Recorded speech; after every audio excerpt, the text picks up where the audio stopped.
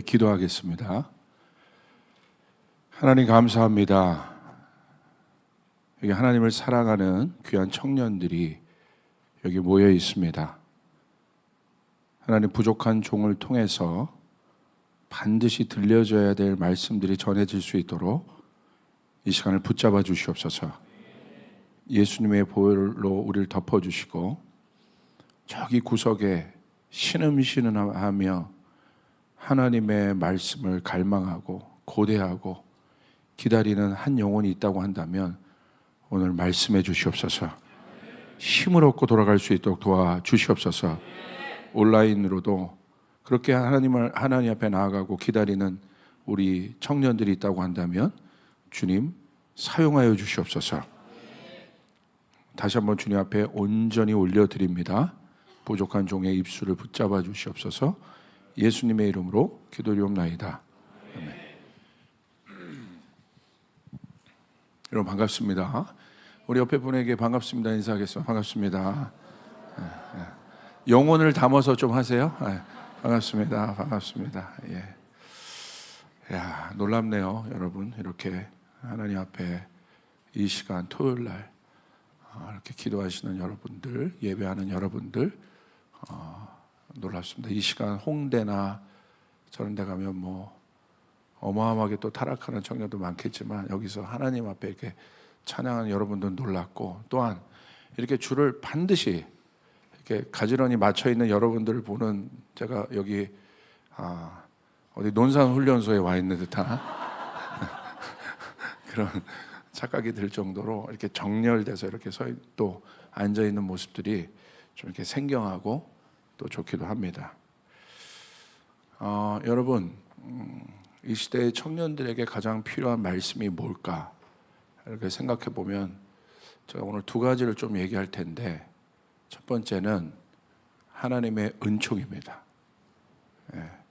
여러분은 하나님의 은총 입은 자라는 것을 명심하시길 바라요. 그러니까 은총은 영어로 favor라고 하죠. 은총은 뭐냐면요, 하나님의 일방적인 부어주심이에요. 뭐 자격이 있던 없던 그냥 하나님께서 쉽게 말하면, 사랑으로 얘기하면 편애하시는 거예요. 그러니까 하나님 요셉을 보면 하나님 요셉에게 은총을 부어주시잖아요. 왜 요셉인가? 설명할 수가 없습니다. 하나님 그냥 일방적으로 요셉을 사랑하시는 거예요. 왜 다윗인가? 설명할 수가 없습니다. 하나님이 일반적으로 편애하듯이 부어주시는 사랑이 은총입니다. 그러므로 은총을 입은 자를 이길 사람은 없습니다. 왜 다윗이 가는 곳마다 이기게 하셨느냐? 은총을 입었기 때문에 그러는 거예요. 하나님이 다윗을 지지해 주시는 거예요. 어떻게 보면 다윗과 사울의 삶을 보세요. 죄로 여기면, 우리가 일반적으로 생각하는 상식의 죄로 여기면 다윗은 사울보다 더합니다. 가정을 깬 사람이고요, 살인자고요, 살인 교사한 사람이고요. 어떻게 보면 더 악하죠. 근데 하나님이 다윗을 지지하세요. 그게 바로 뭐냐면, 절대 우리의 생각으로는 이해할 수가 없어요. 그게 바로 은총이라는 거예요. 근데 가만히 보면 하나님께서 은총을 주시는 이유가 있더라고요. 나는 잘 몰라요. 나는 잘 모르지만 돌이켜보면 제 삶에도 하나님께서 은총을 부어주시는 시점이 있더라고요. 은총을 부어주셨다고 제가 고백할 수밖에 없어요. 하나님께서 정말 제가 부족한데 하나님이 저를 사용하시는 거 보면 이건 하나님의 은혜로밖에 여러분 말할 수 없습니다. 제가 어느 정도 부족하냐면요, 제가 열정이 아주 많아요. 열정이 많아서 우리 성부 영신 예배 때 우리 성도들을 다 기도해 주고 싶어서, 사람이 많으니까 가족 단위로 와서 이제 기도를 짧게 이제 해주고 이렇게 가는데, 어느 날 저희 큰딸이 아빠 이 사진을 봐, 그러면서 저에게 사진 하나를 보여주더라고요. 딱 봤더니 제가 간절히 기도하는 거예요. 그 가족을 한쪽 손으로는 부모님의 머리에 손을 대고 한쪽 손은 아기를 이렇게 안고 왔더라고요. 그래서 아기의 머리에 이제 손을 대고 기도하는 사진이었는데, 왜? 이 사진이 왜 이상한데, 가만히 봤더니 제가 아기가 안고 있었던 인형 머리 위에 손을 대고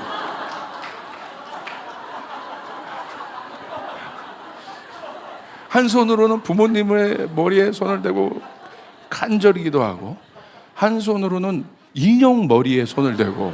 근데 여러분 생각해요. 인형의 촉감이 있잖아요. 인형의 그립감이 있지 않습니까? 제가 그걸 보는데 저희 큰딸이 아빠를 관찰했나 봐요. 그거를 사진을 딱 찍어서 저를 보여주고 확대해 주는데,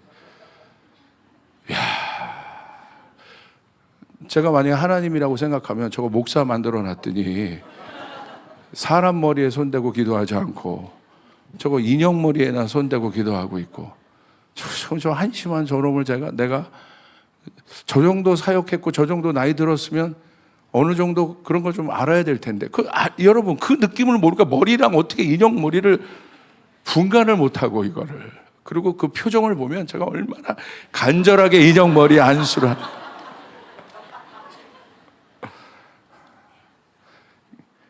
그래서 그 인형 주인이 나중에 자기 인스타에 그걸 올렸어요. 나중에 댓글에 그 인형을 사게 가겠다고, 최초의 기름 부은 인형이라고. 그러니까 저 보세요.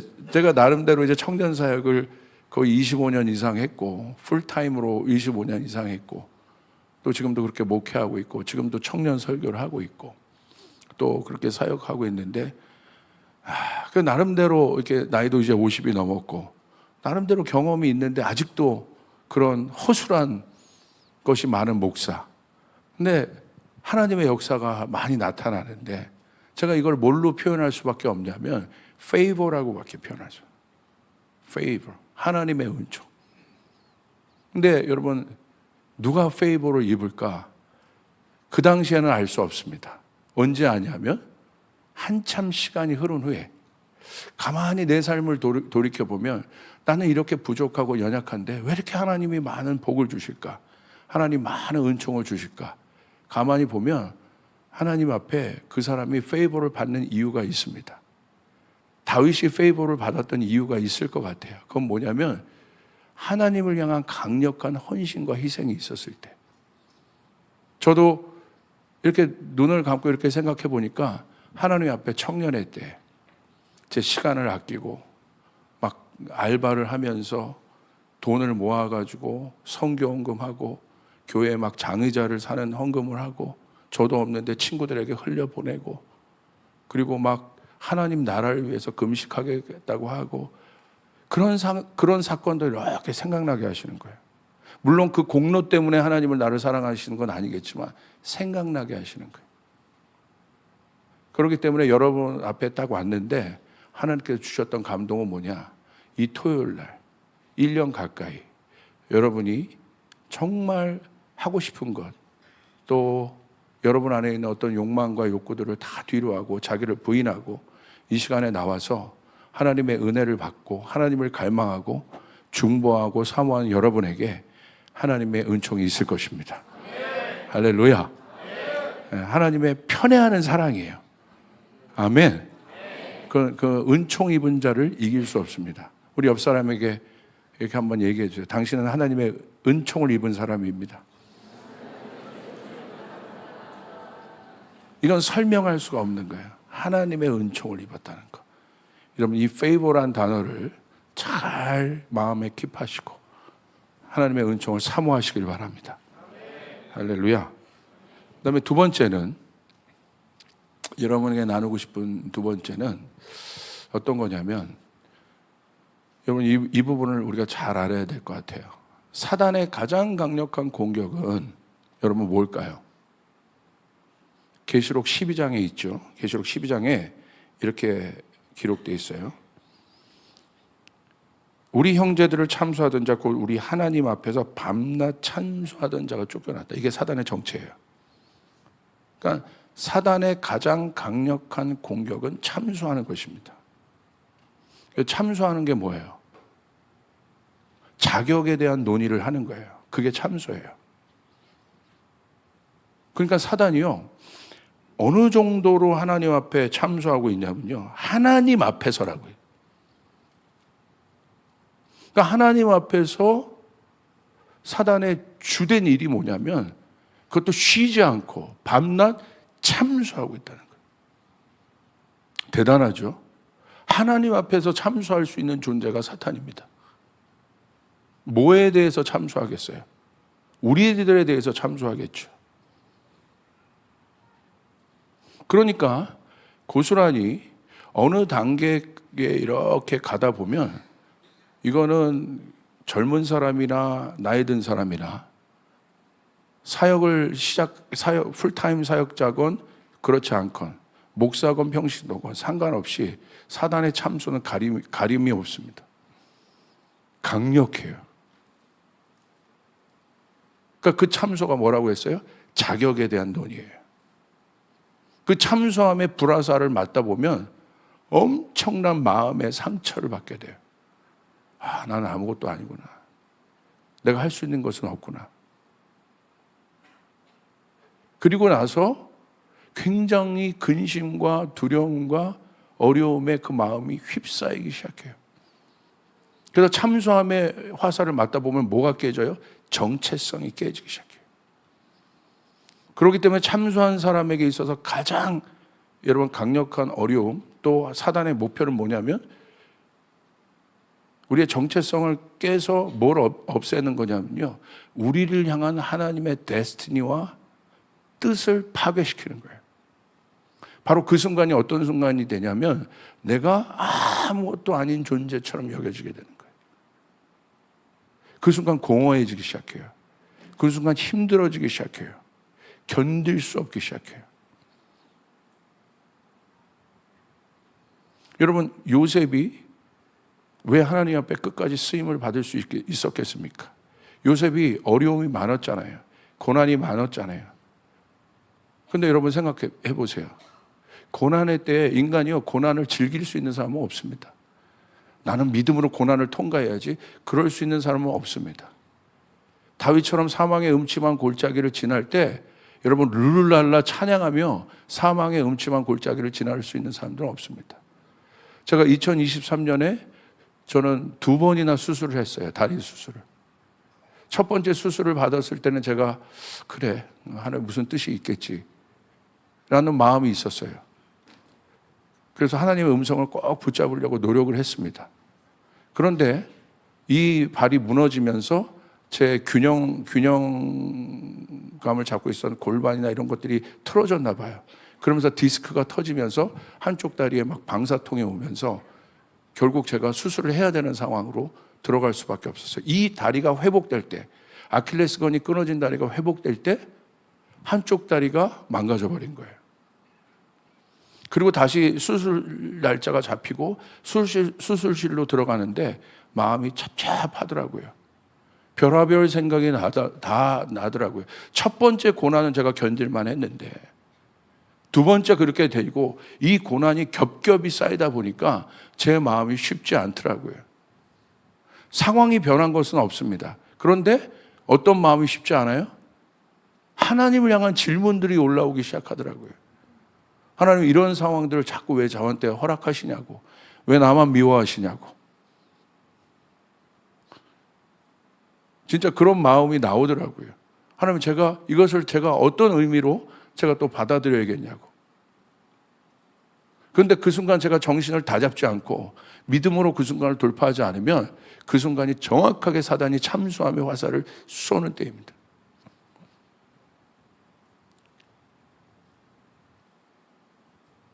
근데 그 참수함의 화살을 허용하기 시작하면요, 엄청나게 깊이 들어와요.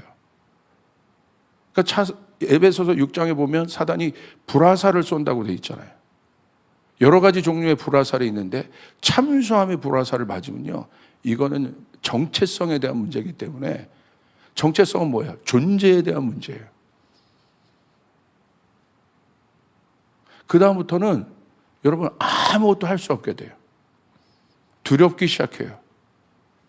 능력이 있어도 그 모든 것들이 이 참소함이라는 이 거짓말 속에 가려져서요, 일어날 수가 없습니다. 참소함의 화살을 피할 수 있는 사람은 없습니다. 목사님은 저렇게 열심히 기도하시고 말씀 보시니까 그런 화살을 그냥 탁탁 어벤져스 같이 막으시겠죠. 절대 그러지 않아요. 사단이 어마어마한 사단도 능력의 존재예요. 그 순간을 피하는 순간을 꽂아요. 쉽지 않습니다. 이 시대에 제가 가만히 생각해 봤어요. 우리 청년들에게 사단이 공격을 한다면 궁극적으로 어떤 불화살을 날릴 것이냐? 참소함의 불화살을 날릴 겁니다. 그래서 그 참소함의 불화살을 맞으면 어떤 정체성이 되냐면 고아와 같이 자기를 느껴요. 고아는 뭐예요? 아버지 없는 존재라는 거예요. 삶의 의미를 잃어버리게 돼요. 그 순간 뭐가 됩니까? 제일 무서운 게 뭐냐면 방향성을 잃어버려요. 내가 어디로 가야 되지? 다음 단계를 볼 수 없는 단계가 돼요. 이게 바로 참소함의 경로예요. 그리고 굉장히 어려운 상황 가운데 들어가게 됩니다. 자, 보세요. 골리앗이라는 존재가 있습니다. 근데 골리앗이 어떤 존재입니까? 밤낮 참소하던 존재예요. 이스라엘 백성을 바라보고 얼마나 말로 참소를 했는지. 이스라엘 백성들이 그 참소함의 불화살을 다 맞았어요. 그들이 싸울 수 있는 군인이었음에도 불구하고 두려워 떨기 시작했어요. 그냥 골리앗이 나와서 싸운 것도 아닌데 말로 계속 참소한 거예요. 하나님을 경멸하는 말들을 한 거예요.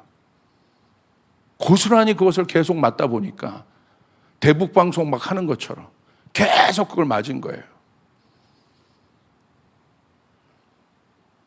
가는 곳마다 그 거인의 음성들이 들리는 거죠. 그러니까 그들 안에 있었던 하나님에 대한 믿음들은 다 없어지기 시작했고, 결국 어느 단계까지 갔습니까? 두려움에 자기는 아무것도 할 수 없다고 여기는 단계까지 갔습니다. 근데 그때 누가 나타났습니까? 다윗 형님이 아니죠. 다윗이 나타났죠. 그리고 다윗이 어떤 이름으로 그 골리앗에게 나갔습니까? 만군의 여호와 이름으로 골리앗에게 나갔습니다. 그래서 여러분이 잘 아는 것처럼 물맷돌 하나를 가지고 골리앗을 쓰러뜨렸습니다. 물맷돌은 뭐예요? 다윗이 익숙하게 사용할 수 있었던 무기입니다. 근데 거기서 끝난 게 아니에요. 우린 다윗과 골리앗의 싸움에서 물맷돌 사건을 우리가 잘 기억하고 있습니다. 골리앗이 넘어졌습니다. 죽었다고 되어 있어요. 근데 거기서 끝난 것이 아니라 다윗이 골리앗에게 달려갑니다. 그 다음 장면이 이어지고 있다는 거예요. 그리고 골리앗의 가슴에 발을 댑니다. 그리고 어떤 장면이 이어지냐면 골리앗의 칼집에서 칼을 꺼냅니다. 다윗은 칼을 쓸 수 없는 존재예요. 왜냐하면 사울이 다윗에게 전쟁에 나갈 때 뭘 줬습니까? 갑옷과 칼을 줬어요. 근데 다윗이 갑옷을 입어보고 칼을 차고 어색하다고 돼 있었어요. 그러니까 익숙하지 않다는 거예요. 그래서 자신이 평소에 즐겨 쓰던 익숙한 무기 물맷돌을 갖고 나갔습니다. 그런데 골리앗이 넘어졌을 때 다윗의 손에는 이제는 물맷돌이 없습니다. 뭐가 있습니까? 무기가 바뀌었어요. 칼이 주어졌어요. 그리고 여러분이 아는 것처럼 골리앗의 목을 참수시킵니다. 그리고 골리앗의 머리를 들고 그때서야 이제 승전의 개가를 울립니다. 그 모습을 보고 블레셋 진영의 견고한 진이 다 깨져버려요. 골리앗 하나로 무너진, 물맷돌로는 골리앗을 무너뜨렸지만 다윗의 손에 든 칼을 통해서는 블레셋 진영이 깨져버려요. 이 장면을 연달아 보셔야 돼요. 그리고 나서 그 장면을 보고 참수함을 받아 아무것도 할 수 없었던 이스라엘 백성들이 군대로 일어나기 시작합니다. 그들이 진격하기 시작해요. 근데 여러분에게 제가 한번 여쭤보겠습니다. 그걸 한번 좀 갖고 와 보세요. 돌이 있어요? 돌.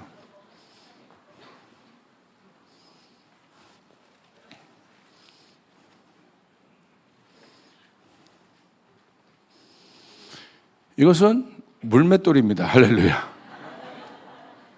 이 물맷돌은 다윗의 손에 익숙한 무기예요. 잡으면 이게 편한 거예요.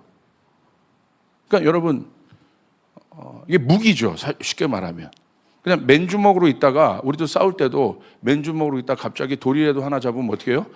갑자기 용기가 확 생기기 시작하죠. 그런데 별도의 힘이잖아요, 이게.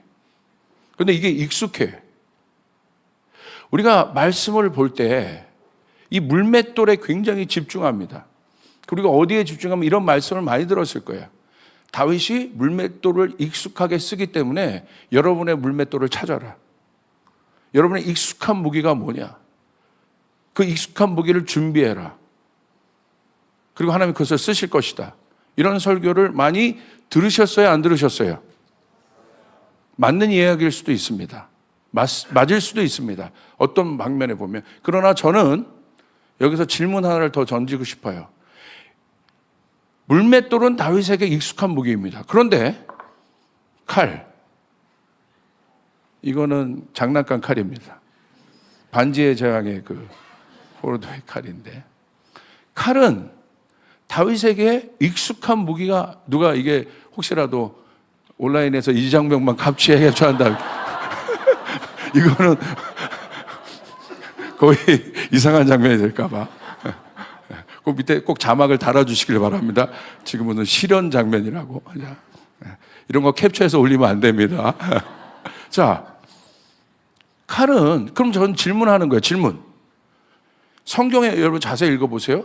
칼을 통해서도 골리앗을 죽였다고 돼 있어. 물맷돌을 통해서도 골리앗을 죽이고, 골리앗을 죽인 무기는 두 가지입니다. 칼과 물맷돌과 칼입니다. 근데 칼은 다윗이 익숙하지 않은 무기입니다. 그럼 우린 질문해 봐야 돼요. 하나님이 다윗이 물맷돌을 익숙하게 사용했기 때문에 다윗을 사용하신 것일까? 그렇게 준비되었기 때문에 다윗을 쓰신 것일까? 그렇다면 칼은 뭐냐? 익숙하지 않은 무기입니다. 제가 가만히 보니까 저도 이 설교를 얼마나 많이 했겠습니까? 여기에 더 깊은 의미가 있더라고요. 물맷돌도 전쟁의 도구고 칼도 전쟁의 도구입니다.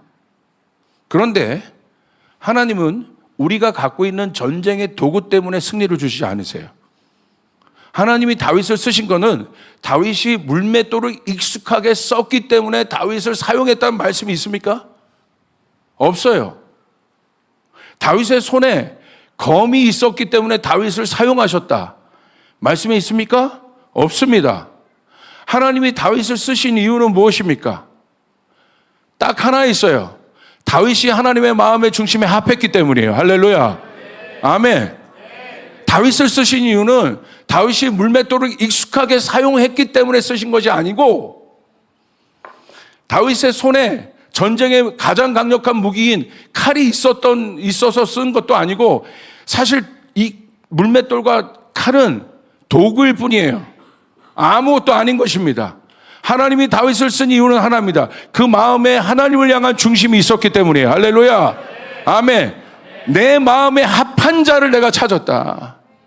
그가 내 마음에 합하기 때문에 내가 글을 쓰는 것이다. 다윗은 하나님을 향한 어떤 마음이 있었어요? 하나님을 향한 갈망이 있었어요. 그것 때문에 쓰신 거예요.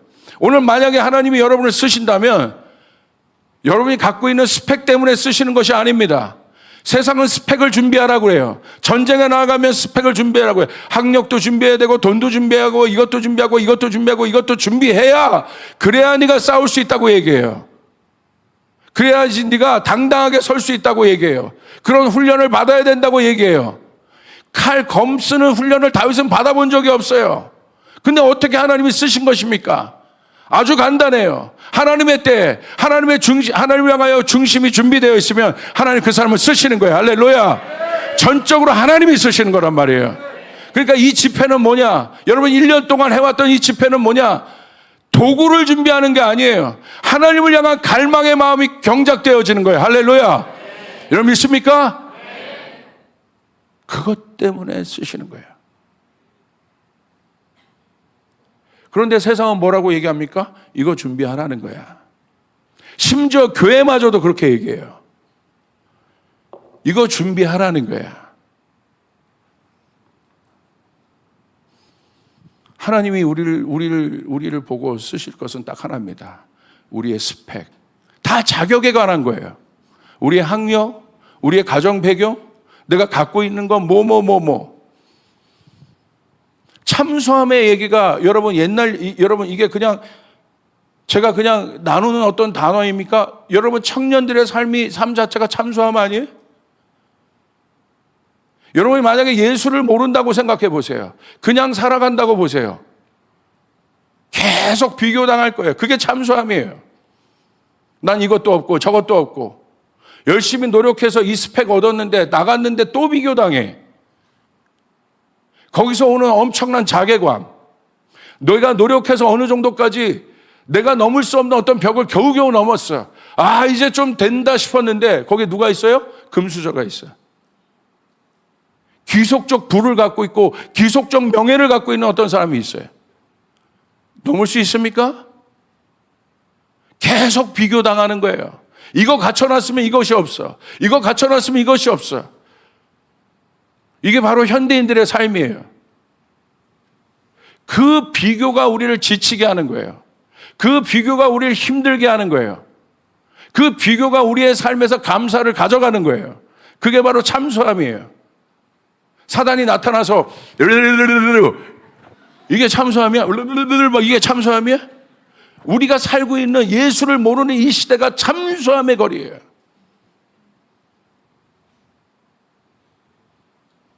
그러므로 여러분이 예수를 알고 있다는 것에 감사하시길 바라요. 할렐루야. 아멘. 아멘.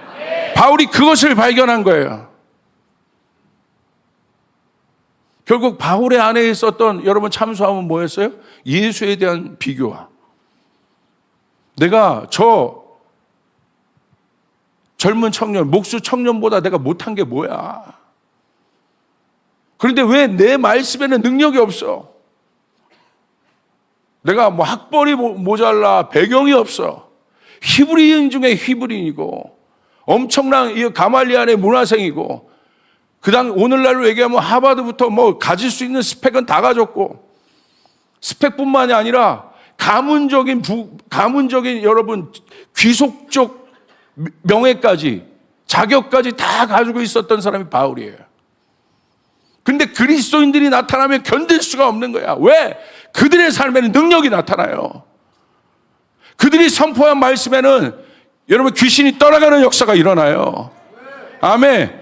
자유케 되는 역사가 일어나요. 견딜 수가 없는 거예요. 그러니까 어떻게 갑니까? 질투가 일어나죠. 질투가 무서운 건 뭔지 아십니까? 제거해 버려야 되는 거예요. 질투의 화신이 누굽니까? 백설공주의 이 왕비 아니겠어요? 거울아 거울아 이 세상에서 누가 제일 예쁘니? 왕비님이 예쁘십니다. 거울아 거울아 이 세상에 누가 제일 예쁘니? 왕비님 예쁘신데 거울이 여러분 정직합니다. 한 사람이 더 있습니다. 저기 백설공주라고. 근데 백설공주 보니까 아무것도 아니거든. 근데 얘가 제일 이쁘대. 모든 것을 가지고 있는 그 여인의 마음 안에, 그 자매님의 마음 안에 뭐가 일어나요? 질투가 일어나. 질투가. 뭐가 부족합니까 여러분? 왕비가. 그게 현대인들이에요. 예수 모르는 현대인들이에요. 예수 모르는 여러분의 친구들이에요.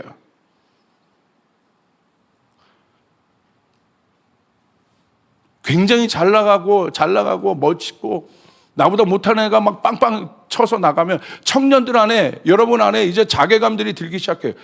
고등학교 다니고 중학교 다닐 때는 잘 몰라. 초등학교 다닐 때는 더 몰라. 이제 청년 때부터 갈라지기 시작하거든. 막 잘 나가고 못 나가는 인생들이 막 보이기 시작하거든. 그게 여러분 고등학교 졸업 때부터 있지 않아요? 재수 시작한 애랑 대학 붙은 애랑 분위기가 이상하더라고. 저희 딸이 이번에 졸업해서 가봤는데 어떻게 뭐 할 수도 없고. 여러분 어떻게 이기실 겁니까? 이게 바로 참소함이에요. 엄청 힘들어요. 이런 참소함을 갖고 있는 사람들에게 제일 어려운 건 뭐냐? 꿈을 꿀 수 없는 거예요. 어떤 계획도 어떤 소망도 어떤 비전도 가질 수 없어요.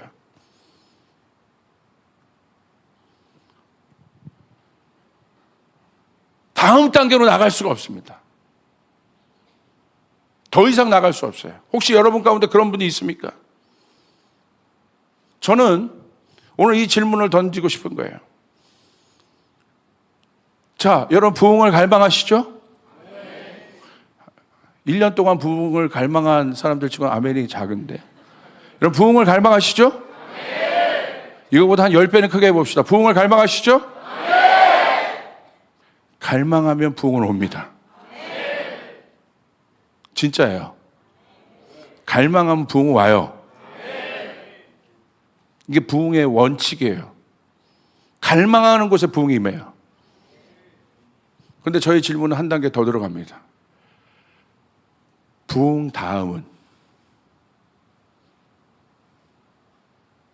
부흥이 왔습니다. 여러분이 원하는 에즈베리 같은 그런 부흥이 떨어졌습니다.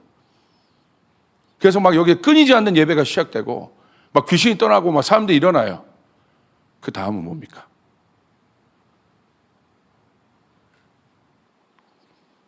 부흥은 어떻게 보면 절정이에요. 어떤 고지를 향해 딱 찍는 것이 부흥이에요. 하늘문이 그냥 뭐 조금 열리는 게 아니라 완전 열어져서 그냥 부어버리는 게 부흥이에요. 부흥은 있어야 합니다. 할렐루야? 부흥 다음은 뭐냐는 거예요. 여러분의 삶 가운데 부흥이 임했어요. 성령님을 감명해서 그 강력한 성령님이 여러분에게 임했습니다. 중요합니다. 그럼 질문해 봐야 돼요. 그 다음. 저는 그것을 얘기하고 싶어요. 그 다음이 연결되지 않으면 그 불은 꺼집니다. 부흥이 마지막이 아니에요. 여러분, 한국에 부흥이 없었습니까? 제가 봤을 때 1907년도에 부흥이 있었죠. 평양에 부흥이 있었죠. 그리고 제가 학창 시절에 했던 80년대, 90년대, 이때 한국교회 가운데 강력한 70년대부터 기도원 보십시오. 기도원마다 사람이 메어 터지고, 그리고 여러분, 여의도 광장에 100만 명이 모였잖아요. 그건 부흥 아닙니까? 제가 봤을 때 부흥입니다. 어떻게 100만 명이 모여요? 부흥입니다. 그리고 제가 있었던 1990년도, 저는 X세대예요. X세대는 서태지 세대라고 하는데, 저 때 이제 세대 교체들이 있어요. 시대 교체들이. 그때 찬양이 막 경배 찬양들이 붐이 일어났어요. 제가 기억합니다. 여러분 잘 모르시겠지만, 할렐루야, 아시는 분들이 있다고 한다면 저와 연배가 비슷한 사람들이에요. 그때요, 연세대학교에 경배와 찬양 모임을 하는데 광고가 뜬 거예요. 경배와 찬양 언제 연세대학교에서 경배 찬양합니다. 근데 경배 찬양 연세대학교 정문서부터 저기 끝에 무슨 공원 같은 데가 있어요. 이렇게 뭔지 여기 연대 다니는 분들은 알 겁니다. 거기에 무대를 만들어 놨어. 근데 이 중앙 그쪽에 사람이요 메어 터지도록 모여서 교문 밖까지. 제가요 삭개오처럼 나무에 올라가서 집회를 드렸었어. 전 삭개오를 이해합니다. 제가 족개워였으니까. 그거 드리려고. 대학로에 날짜가 잡혔어요. 모여라. 근데 무대를 어떻게 만들었냐면 아직도 기억나요. 충격을 받아서 큰 대형 덤프 트럭을 연결을 했어요. 그게 무대가 됐어요. 대학로에 차 없는 그 날이 있었어요. 토요일에 이런 때 잡았는데 제가 기억나는데 저기서부터 대학로 그 광장 중앙이 지금은 차도인데 사람이 얼마나 모여 있는지. 한쪽 저쪽에서는 술 먹는 사람들이 다 밀려가요. 술 먹는 문화가, 젊은이들이 찬양하는 문화가 술 먹는 문화를 이겨버려요. 할렐루야. 그리고 그대로 말도 못하고 저쪽 가가지고 술 이러고 먹고 있어. 지금은 상상할 수가 없죠. 제가 봤을 때 부흥입니다. 저는 그 부흥의 끝자락을 그래도 경험했어. 잠실 주경기장에서 모이자. 3일간 금식하며 하나님만을 경배하는 집회를 하는데 7만 명이 모여요. 부흥입니다. 봤어요. 근데 질문하고 싶은 거예요. 그 다음은 그 부흥의 불들은 정점에서 그 부흥 속에 들어갔을 때 보면 꺼지지 않을 것 같아요. 계속 갈 것 같아요. 그런데 꺼져요. 그럼 뭡니까? 그 다음이 중요하다는 거예요. 여러분, 부흥을 갈망하십니까? 네. 제가 예배에 대한 관심이 많습니다. 그리고 이 예배 운동에 대해서 제가 많이 연구도 하고 공부를 해봤어요. 제가 어떤 의문이 드냐면 부흥도 그렇고 예배도 그렇고 예배팀도 그렇고 어떤 교회도 그러면 어떤 단계에서 정점에 딱 올라갑니다. 이 정점에 올라가면 사람도 많이 모이고 만약에 어떤 팀에 강력하게 그 하나님이 그 팀을 써서 부흥과 같은 일들을 한번 이룬다고 한번 생각해 보세요. 정점에 딱 올라갔는데 어느 순간 그 예배팀, 그 유명하던 예배팀들이 지금 보면요 다 사라져 있어요. 여러분, 지금 말만 하면 지금 모여지는 예배팀이 있잖아요. 제가 절대 그것들 뭐라고 하는 것은 아닙니다. 어느 단계에 딱 올라가요. 막 뭐 유튜브로도 조회수 엄청나고, 예전에 보면 유튜브가 없어서 그렇지 아마 있었으면 그랬을 거예요. 그런데 그 팀들이 다 없어져 있습니다. 지금 왜 그럴까? 정점을 찍었는데 왜 밑으로 갈까? 왜 이것이 그 다음 단계로 크레센도 되지 못할까? 그 다음 단계로 연결되지 못할까? 그것이 저의 의문이었어요. 찍고 내려오고 찍고 내려오고 팀들은 바뀌어요. 교회도 바뀝니다. 근데 이것이 하나님의 어떤 주기 같아요. 패턴 같아요. 시대마다 사람마다 팀과 쓰임받는 교회와 단체들이 다르고 거기까지 이제 끌어올라가는 팀들이 있어요. 근데 제가 이 시점에 저도 부흥을 갈망합니다. 얼마 전에 저희 네트워크에서 컨퍼런스 했는데 어마어마한 청년들이 모였어요. 유명한 강사가 있는 것도 아니고 유명한 예배팀이 있는 것도 아닌데 엄청난 청년들이 모여서 청년들이 말씀 전하는데 역사들이 일어나요. 자격이 우리가 생각하는 자격이 없다고 생각하는, 쉽게 말하면 그 수천 명의 청년들 앞에서 19살 꼬마애가 마지막 폐회기도를 했어요. 근데 하나님의 역사가 있어요. 근데 제 안에 어떤 마음이 드냐면 더 하나님을 향한 갈망이 이렇게 올라오는데 이게 그 다음 단계 가면 더 커지겠다. 더 커지겠다. 그런데 커지고 정말 그 하나님을 갈망하는 사람들이 일어나고 어떤 정점으로 올라가는 건 굉장히 중요한 사인이죠. 그 열정의 끝, 그게 부흥이란 말이에요. 우리의 열정이 한도 없이 갈 것 같죠. 근데 이 정점에 딱 갔을 때 제가 뭘 보냐면 두 가지 현상으로 나타나더라고. 자연적으로 어느 단계에서 이 단계 올라갔다는 건 이제 내려오는 거라는 거잖아요. 찍은 다음에 내려오는 거예요. 우리 인생이 마찬가지예요. 정상에 올라가면 내려올 수밖에 없어요. 그 다음에 정상이 없으니까 내리막길입니다. 두 가지더라고요. 자연스럽게 내려오든지 아니면 이 정상에서 타락을 해요. 저 팀에서 저런 일들이 있었어? 저기서 저런 일들이 있었어? 어디서 타락해요? 다윗 보십시오. 막 달려갈 때까지는 괜찮습니다. 어디서 타락합니까? 정상에 올라갔을 때. 예루살렘이란 정상에 올라갔을 때 다윗은 타락해요. 이게 뭘까? 뭐가 문제지? 근데 어느 날 성경을 보는데 그런 장면이 있더라고요. 어떤 장면이냐? 제 마음에 있는 의문이 풀리는 장면이 나타났어요. 그게 바로 이사야서 6장이에요. 이사야가 예배를 합니다. 그런데 어떤 예배를 봐요? 하늘이 열려요. 엄청난 장면을 봐요. 6 날개를 가진 천사들이 하나님을 예배합니다. 근데 이 장면이 어디에 있는 장면이에요? 계시록 4장과 5장에 있는 장면이에요. 하늘의 예배의 장면이에요. 한쪽 날개는 얼굴, 다리, 그리고 한쪽 날개로는 다리를 가리고 한쪽 날개로 날면서 창화하여 가로되 거룩하다 거룩하다 만군의 주 여호와여 거룩하시도다. 할렐루야. 그 예배를 봅니다. 어마어마한 예배를 경험합니다. 이사야의 예배 가운데 정점을 찍은 순간이에요. 그 정점을 찍은 순간 어떤 일이 일어납니까? 와, 이곳이 너무 좋다. 이 부흥이 너무 좋다. 내가 원했던 게 바로 이거야. 가 아니라는 거야. 드디어 내가 이 기도 가운데 응답을 받았어. 가 아니라는 거예요. 성경은 뭐라고 얘기하고 있습니까? 엄청난 걸 봐요. 이사야서 6장 8절.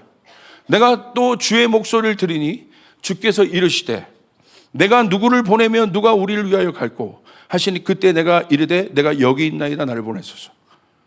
뭡니까? 진짜 부흥과 하나님의 영광을 본 순간 이사야 가운데 뭐가 임합니까? 사명이 임합니다. 할렐루야. 아멘. 부흥은 반드시 사명과 연결돼야 된다는 거예요. 그래야 넥스트로 갈 수 있다는 거예요. 아멘. 그냥 부흥으로는 불이 꺼지는 거예요. 그 다음 단계 올라가서 그냥 꺼지는 거예요. 내 기도에 응답을 받았다. 좋아요. 그 다음이 뭐냐는 거예요. 응답받은 거 하나님이 역사하십니다. 하나님이 돌파하셨습니다. 그 다음이 뭐냐는 거예요. 골리앗을 꺾었어요. 그 다음이 뭐냐는 거예요. 골리앗을 꺾고 그냥 있지 않았어요. 다윗이. 그의 갈 길을 갑니다. 그의 갈 길은 무엇입니까? 예루살렘을 향하여 가는 것이에요. 멈추지 않습니다. 정체되지 않습니다. 그것이 다윗을 향한 예언이었어요. 골리앗을 무너뜨리는 것이 예언이 아니라 그 정점의 희열을 경험하는 것이 예언이 아니라 사명을 가지고 걸어가는 것이요. 이게 답이구나. 이게 답이구나. 그래서 제가 지난 2년 동안 저 예배팀 안에 있었던 일들이 해석이 되기 시작했어요. 저희도 초창기 개척하고 할 때 예배팀이 강력하게 하나님의 영광을 높이고 막 갔어요. 얼마나 이 예배가 좋았는지 막 곡들도 새로운 곡들이 만들어지고 기름 부음 받은 곡들이 만들어져요. 쭉 갔는데 저희 교회에 레베카 황이라는 강사가 있어요. 초창기 멤버입니다. 이 레베카 황의 그 김종구의 두만강처럼 부르의 히트곡이 있습니다. 밤이나 낮이나 뭐 있어요. 그런데 이 레베카 자매가 처음에 만들었던 앨범의 이름이 골방에서 열방이라는 것이에요. 어느 날 저희 교회도 성장했습니다. 어느 단계까지 갔습니다. 예배도 좋아요. 그런데 하나님께서 음성을 주신 거예요. 그 다음은 뭐니? 1,000명 되고 2,000명 되는 거? 그게 우리의 다음의 목표입니까? 2,000명 되고 3,000명 되고 5,000명 됐던 사람이 10,000명 되고 7만 명 모이는데 10만 명 모이고 예전 부흥은 100만 명 모이는데 200만 명 모이고 그것도 부흥일 수 있습니다. 오케이. 그 다음은 뭐니? 근데 레베카 왕 간사에게 제가 이 마음들을 나눴어요, 옛날에. 그랬더니 레베카 왕 간사가 가만히 있으면 여성 예배 인도자로 굉장히 유명해질 수 있는 정점에 올라갈 수 있는 그리고 그런 콜라보레이션도 많이 하고 영향력 있는 어떤 단계에 올라가고 있는 단계였어요. 근데 제가 제 마음 안에 열방에 대한 마음을 나눴어요. 하나님 우리 교회 선교하라 하신다. 열방에 전도하라 하신다. 땅끝까지 나가라 하신다. 근데 레베카 왕 간사가 목사님 제가 나가겠습니다. 그리고 지금 트리키에 가 있습니다. 활동을 안 하니까 이제는 이름도 없어져요.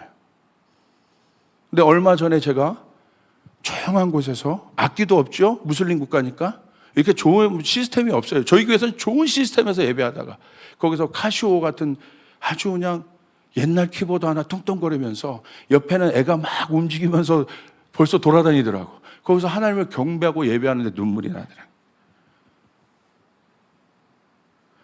영상으로 보는데도 그 기름 부음이 여기서 비교할 수 있는 기름 부음이 아니에요.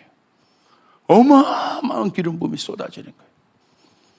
그리고 나서 그 골방에서 튀르키예에 있는 그 골방에서 중동 전 지역을 향해 중보하기 시작하고, 할렐루야, 주님의 오실 길들을 예배하기 시작하고, 아멘.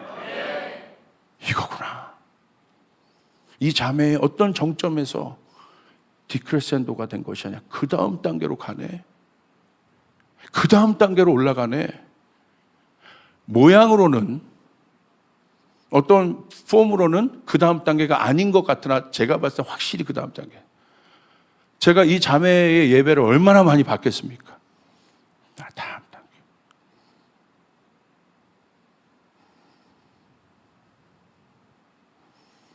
부흥은 반드시 사명과 연결돼야 합니다. 할렐루야. 여러분, 부흥을 갈망하십니까? 그렇다면 하나님이 그 부흥의 끝에 사명을 주실 겁니다. 그 부흥이 제대로 된 부흥이에요. 내가 기름 부음 받았다, 내가 성령 받았다, 와, 내 기도가 길어졌다가 아니라 오늘 이사야는 그것을 봅니다. 자기가 있어야 될 곳으로 갑니다. 누가 나를 위하여 갈고? 주님, 제가 여기 있습니다. 나를 보내소서. 그 불은 꺼지지 않습니다. 신약에 보면 변화산에서 제자들이 부흥을 봅니다. 영광을 봅니다. 예수님의 모습이 변했어요. 자기들이 존경했던 그 성경의 위대한 지도자들이 예수님과 이야기하고 있습니다. 얼마나 좋으면 그들이 황홀경에 빠진 거예요. 여기가 너무 좋습니다. 와. 우리가 부흥이 너무 만약에 좋으면, 그런 것 터지면 진짜 그러잖아요. 와, 너무 좋다. 계속 이런 예배하고 싶다. 예수님 정확히 말씀하십니다. 너 봤니? 내려가. 사명이야, 사명. 그냥 그것으로 본 것으로, 경험한 것으로, 찍은 것으로 끝나지 않게 하십니다. 너는 사명이 있어. 할렐루야. 사단의 마지막 목표는 부흥도 아닙니다. 여러분 안에 있는 사명을 깨는 거예요. 그게 참소함이에요. 하나님은 여러분을 이 땅에 보내실 때 여러분 모두에게 사명을 주셨습니다. 여러분에게 살아갈 의미를 주셨습니다. 목적을 주셨습니다. 방향성을 주셨습니다. 내가 가야 될 길이 어딘가를 분명히 여러분에게 말씀하셨습니다. 여러분이 뱃속에, 어미의 뱃속에 있을 때부터 그것들이 정해졌습니다. 사단이 진짜 두려워하는 건 그 영광의 정점에 찍는 것이 두려운 것이 아니라 여러분 안에 있는 사명이 깨어날까 봐.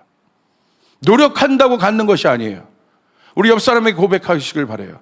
당신 안에 하나님의 뜻이 있습니다. 여러분 믿으십니까? 목사님, 제 상황이 이런데요. 아니요. 여러분을 향한 하나님의 뜻이 있습니다. 할렐루야. 이사야를 향한 하나님의 뜻이 있습니다. 제자들 향한 하나님의 계획이 있습니다. 뜻이 있습니다. 오늘 이 말씀 준비하라고 한 거예요, 주님이 여러분에게.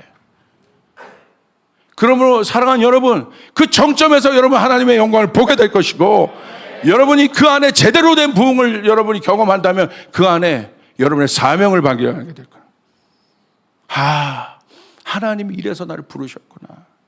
하나님이 이래서 나에게 이런 연단을 주시는구나. 내가 여기서 멈추지 않는구나. 내가 여기서 끝나지 않는구나. 이 영광의 정점에서 끝나지 않는구나.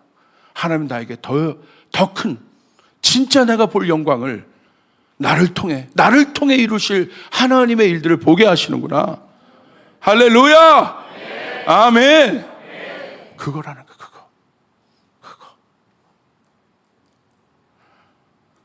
그게 아버지의 마음이고 하나님의 마음.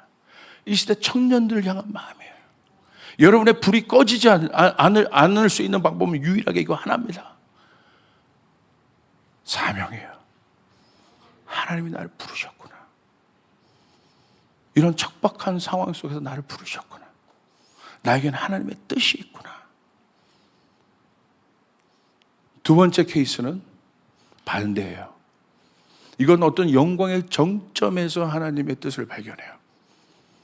두 번째는 모든 소망이 오히려 다 끊어질 때. 그래서 대표적인 인물이 누굽니까? 모세예요. 여기다 칼을 올리고 설교를 하니까 이상해져요. 그 인물이 누굽니까? 하나님이 모세를 부르십니다. 근데 여러분 기억하세요. 모세를 언제 부르세요? 모세가 준비 안 됐을 때 부르세요. 여러분, 사랑하는 여러분, 여러분이 준비돼서 하나님이 여러분을 부르시는 게 아니에요. 이집트 왕자 때 모세가 준비되었습니까? 준비 안 됐어요. 근데 하나님 모세를 부르세요. 그리고 모세는 당연히 준비 안 됐으니까 실수합니다. 칼을 쓰면 안 되는데 절제하지 못하고 칼을 써요. 그래서 하나님은 어떻게 하십니까? 모세를 어디로 보내세요? 광야로 보내세요. 광야에서 모세가 그 이집트 왕자로 떵떵 잘 살던 그가 모든 것을 잃어버려요.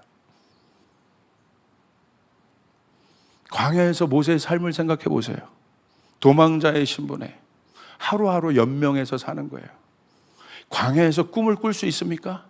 광야에서 계획할 수 있습니까? 하나님이요, 모세의 인생 가운데 광야에서 모세를 두시면서 모세의 모든 것을 다 빼가세요. 혹시 그런 분이 있습니까? 혹시 그런 분이 오늘 그런 분을 향해 하나님 나에게 말씀을 주라고 준비하셨어요.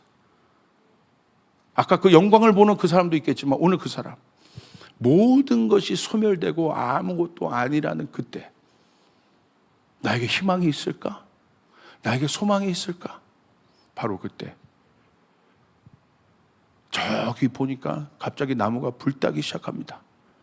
평상시 보던 나무가 그 나무가 아니야. 불이 타기 시작해요. 그래서 무엇입니까? 떨기나무였어요. 모세를 부르십니다.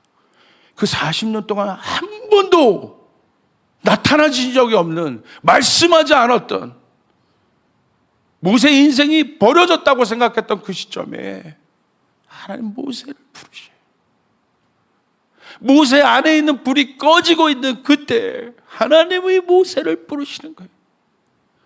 모세야. 저는 이 장면이 더 충격적이에요. 우리가 뭔가를 준비되어 이사야처럼 어마어마한 하나님의 영광을 경험할 때 열렸던 하나님의 부르심이 아니라 아무것도 없는, 삶의 소망, 계획도 세울 수 없는 그때 모세의 열정은 이미 바닥이 나 있어요. 꺼져 있어요. 그런데 하나님을 향한 모세의 열정은 불타고 있습니다. 할렐루야. 그리고 모세에게 얘기하십니다.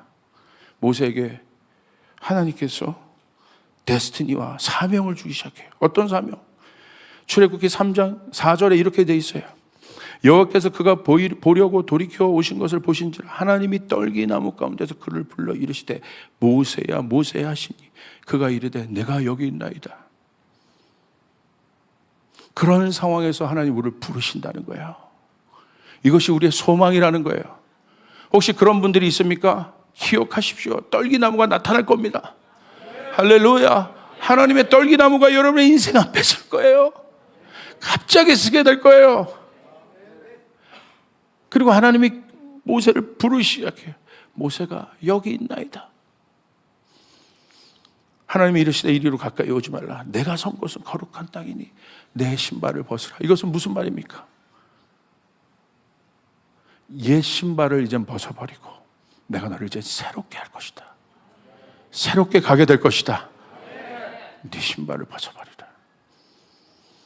또 이르시되 나는 내 조상의 하나님이니 아브라함의 하나님, 이삭의 하나님, 야곱의 하나님이라. 모세가 하나님 배웠기를 두려워하여 얼굴을 가리며. 얼마나 두렵겠어요. 얼마나 무섭겠어요. 얼마나 깜짝 놀랐겠어요.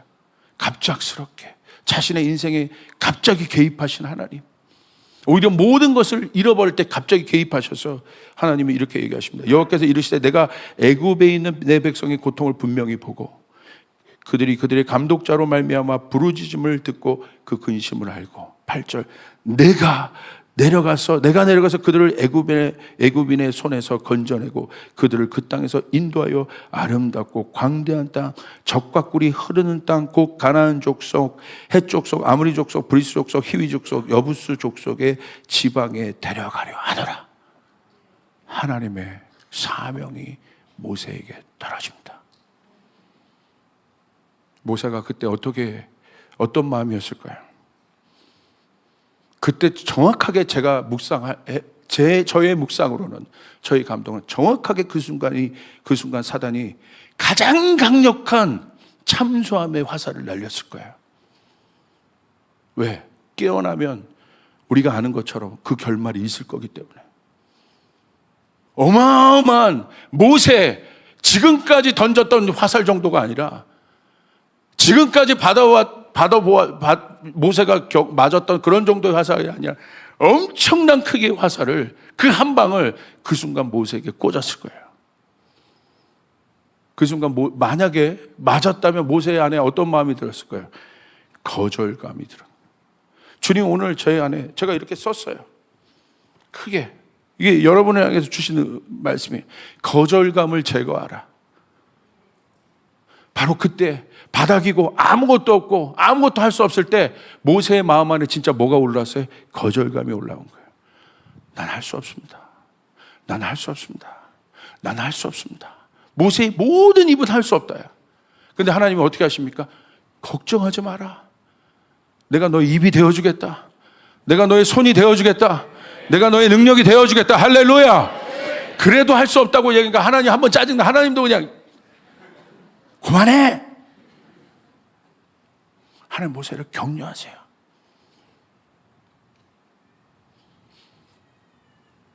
거기에 모세의 위대함이 있습니다. 그 거절감을 딛고 불화살을 맞고 할 수 없다고 고백하지만 하나님의 끈질긴 격려와 추적 속에 모세가 할 수 있다고 얘기할 때까지 하나님 모세를 격려하십니다. 할렐루야. 그분이 우리 하나님이신 거예요. 하나님 우리 격려하시는 거예요. 그때 모세가 힘을 얻습니다. 하나님의 격려에.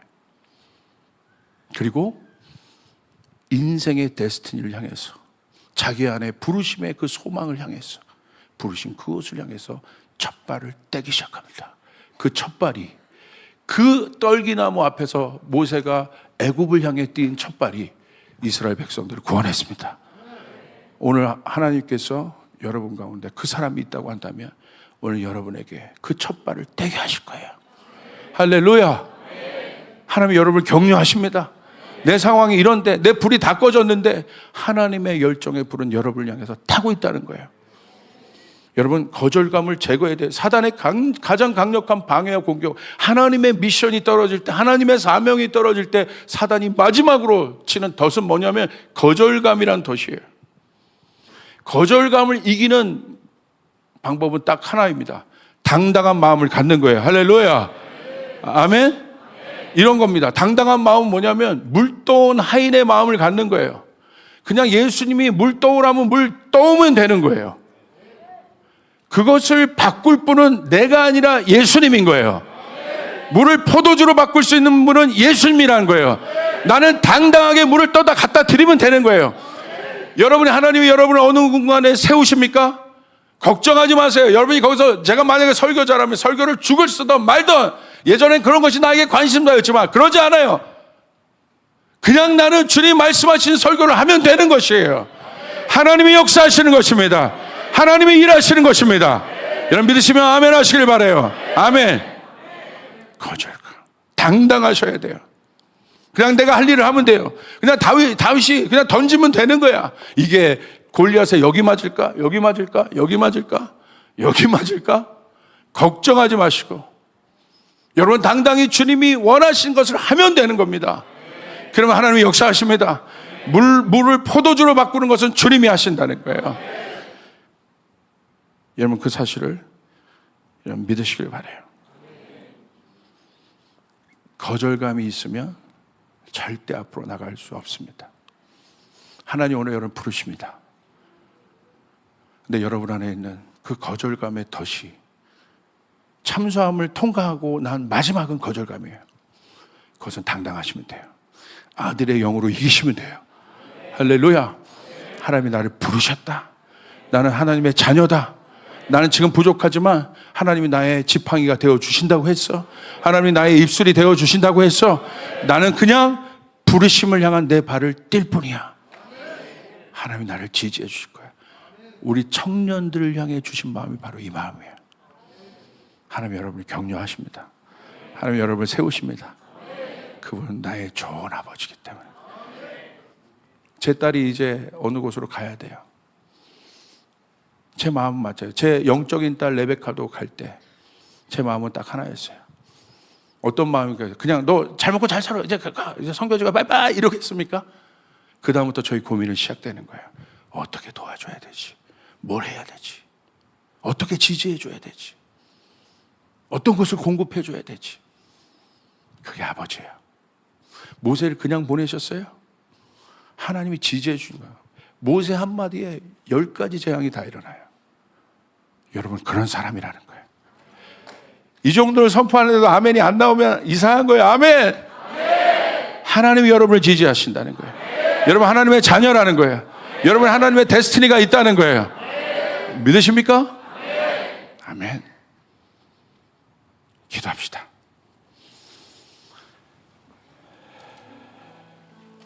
이 찬양 했으면 좋겠어요. 우리 다 같이 자리에서 일어날까요?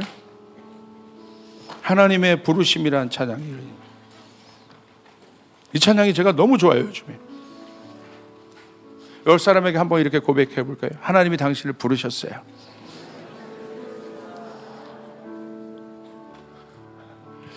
제가 보니까 하나님의 향한 열정의 끝에 가 있는 분도 부르심, 소명, 사명.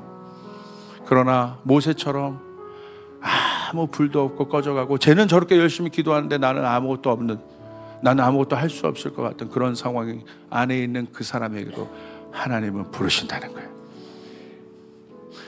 그건 무슨 말이냐? 여러분을 향한 하나님의 계획은 완벽하십니다. 마가의 다락방을 향한 하나님의 계획은 완벽하십니다.